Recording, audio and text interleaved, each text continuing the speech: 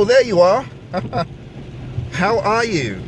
It's been 24 hours, maybe, since we last spoke. I hope you're doing good. I hope the PMBOK Guide is getting you excited. I hope you are on a crazy PMBOK diet. A crazy PMBOK diet is where you diet just like you do in real life. Well, I don't know if you're dieting, I don't know what you're eating, but you eat 3 to 4 times a day, don't you? Eat PMBOK 3 to 4 times a day. That's really what I'm on about. 3 to 4 times a day, and whoa, not that heavy. But eat your PMBOK Guide as often as you eat real food. Think about your ITTOs. That's why it's called Crazy PMBOK Diet. It's crazy because who eats PMBOK Guide like they eat real food? But I'm telling you to do it to get into the flow and the rhythm, to get this monkey off your back. Aren't you fed up?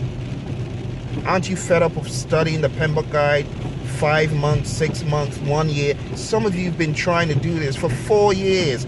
I can't believe that you've been trying to take one exam for 4 years and you're using the excuse, I can't find the time.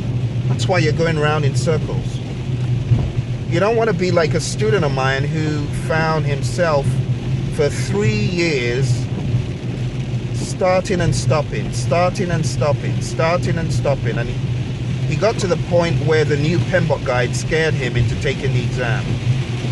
Don't let that happen to you, because you know the 6th edition exam is coming out next year.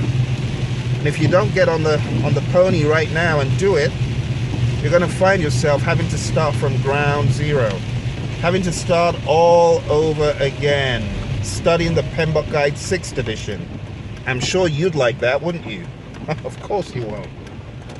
So, buckle up and get it done. Get it done. Get it done. That's why I put out these videos, to help you. Okay? All right. Well, it's still raining here in Arizona like it was yesterday. But today we're talking about a process in cost management known as determine budget. And determine budget is all about aggregating those cost estimates we got yesterday.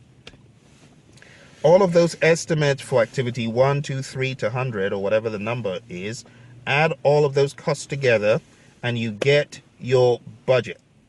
Now, the time-phased budget at completion is very important.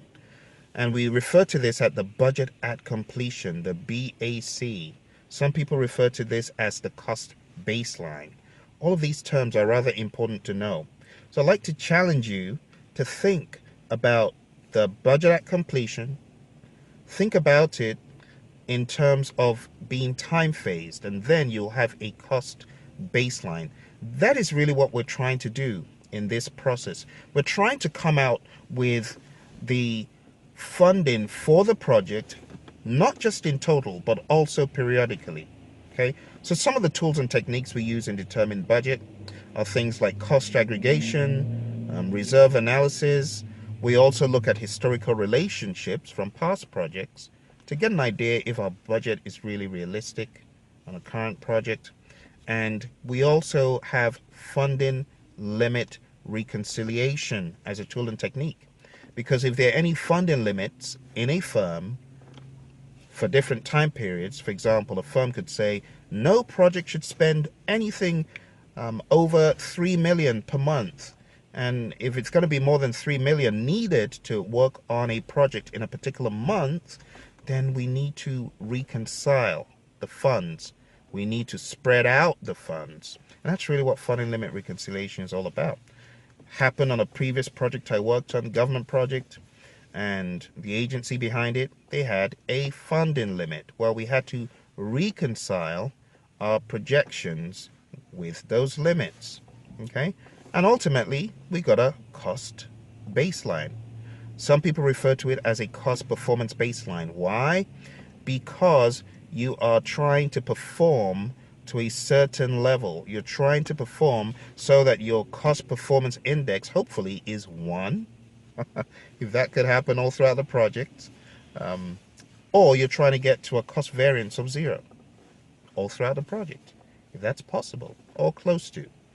Okay, but it starts from determining the budget, making it realistic, making it airtight. You know, I really subscribe to the whole idea of making your budget as realistic as possible. You also want it to be, you know, blessed by management.